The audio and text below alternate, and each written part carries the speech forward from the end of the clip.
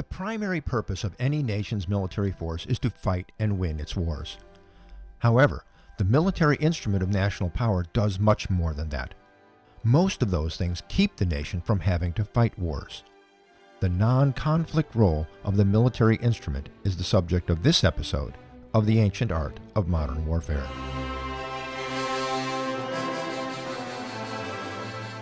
American military doctrine states that war is socially sanctioned violence to achieve a political purpose.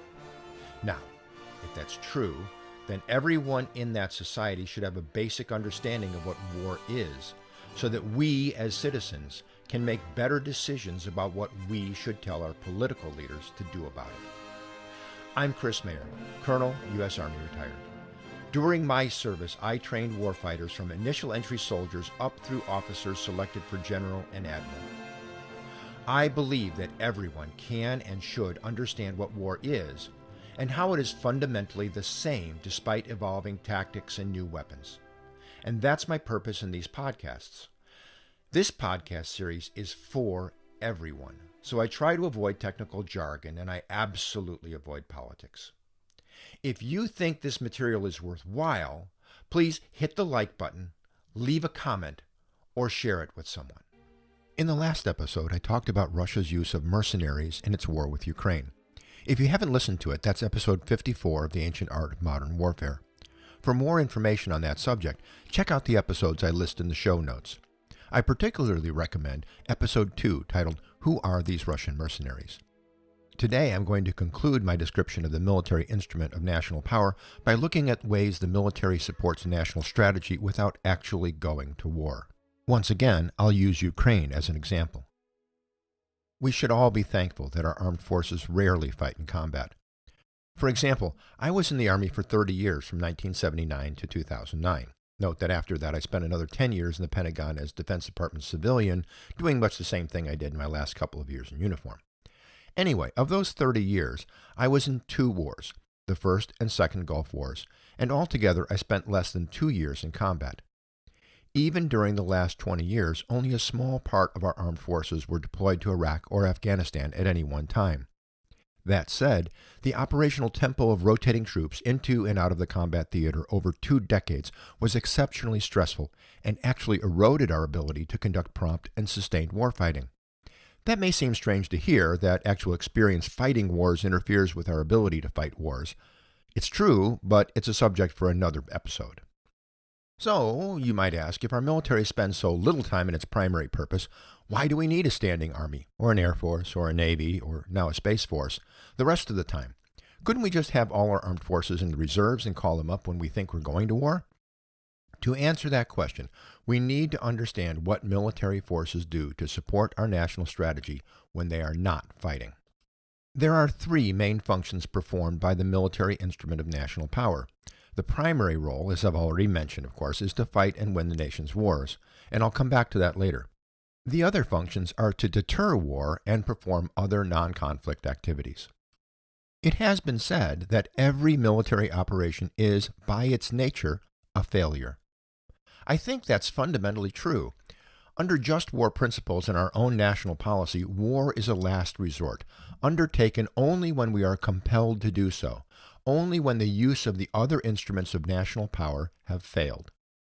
Far better than fighting a war is to deter war, whether directed against the United States itself or when directed against other nations consistent with our vital national interests. Deterrence requires possessing and credibly conveying the capability and will to use force in sufficient strength to convince an opponent that its use of force is likely to fail or will cost far more than any perceived gain from going to war. This deterrence is the purpose of our strategic nuclear capability. Even should an opponent think that it could win a nuclear strike against the United States, the price that the opponent would pay will far exceed any perceived benefit. Deterrence, however, is not limited to that strategic threat. There are other conventional means of deterrence. These include presence, show of force, and security cooperation. Our forward deployed forces in Germany during the Cold War included both presence and show of force. The hundreds of thousands of troops, planes, tanks, and artillery in Europe both reassured our allies and forced the Soviet Union to calculate whether it had sufficient force to defeat the U.S. military presence and those of our NATO allies. At the lower end, presence could be a single ship, a strategic bomber flight, or a small detachment of soldiers or Marines in an area of increased risk. That small U.S. military presence is not enough to be a significant threat to a potential aggressor, but it is enough to warn that, if attacked, the United States would respond with overwhelming force. Show of force significantly increases the strength of military force near a trouble spot to further deter potential aggression. The annual Reforger exercises in Germany demonstrated the ability of the United States to quickly reinforce Germany, hopefully faster than any potential Soviet force could mobilize and initiate combat operations in that country. In Central and Eastern Europe today, we can see both presence and show of force to deter Russia from escalating its war with Ukraine and any potential widening of the conflict to NATO member states. It also, of course, reassures our allies that the United States will live up to its commitments and defeat any potential aggression quickly. The United States is not alone in using deterrence and show of force. Our NATO allies have troops in Poland, Romania, and the Baltic states and perform combat air patrols along the NATO borders with Ukraine and Russia. Finland also mobilized and forward-positioned its own troops in its territory.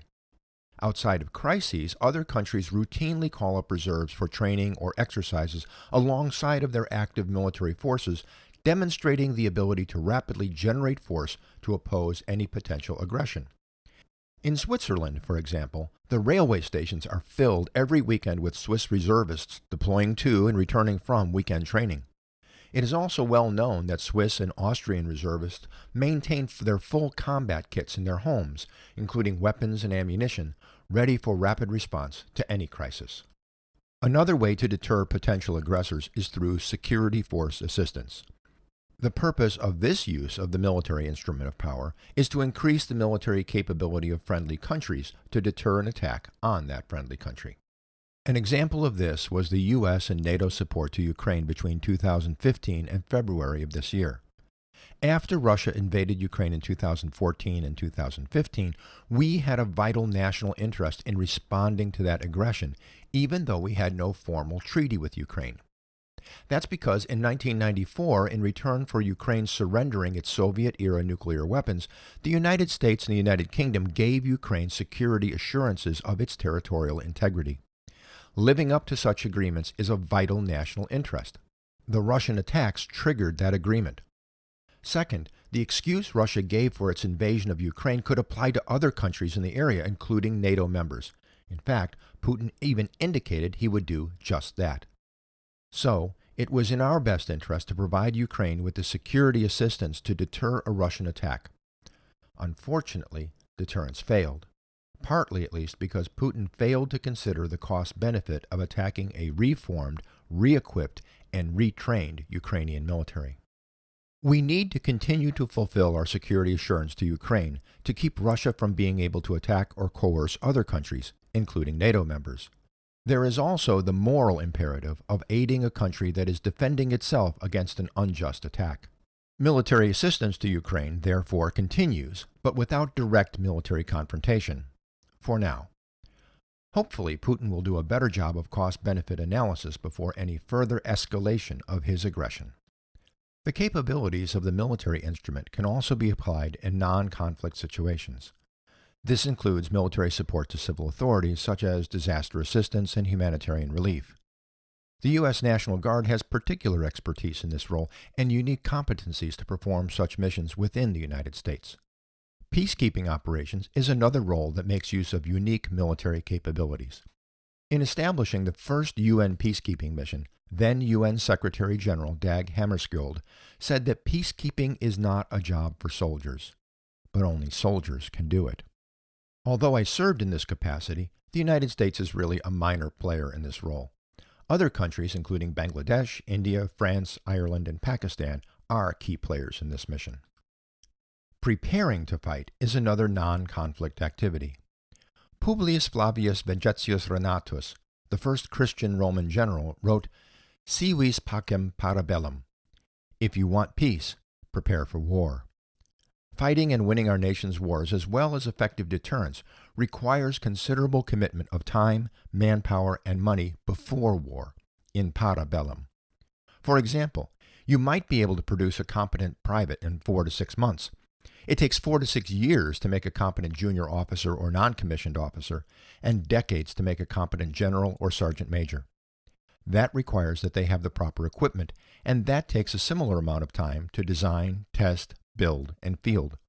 So even if you only want to use the military instrument to defend your country in time of war, the non-conflict tasks of recruitment, training, and technology development must be addressed. How much of that force must be in the active standing armed forces and how much can be in the reserves, like the Swiss and Austrian models, is a matter of prioritization, debate, and perceived national needs. The experience of the American Army is that it takes about 4 months to mobilize a division of 16,000 reserve soldiers and deploy them to war. Training that division, however, requires another 26,000 soldiers to do the training, equipping, and preparation for onward movement. Then you have to consider the effect of taking these people out of the economy and away from their families for military duties. In summary, the military does many things necessary for the security of our nation other than fight in wars. Some of those things are necessary so that we can fight and win. Other things are intended to avoid the necessity of fighting at all. The danger is when political leaders see armed forces who aren't fighting and look for something for them to do. Now, if you like these podcasts or find them at all interesting, please hit like or send a comment. These will help assure that more people will have these podcasts suggested to them. Of course, likes and comments also let me know that you think this meets an interest of yours or what I can do better.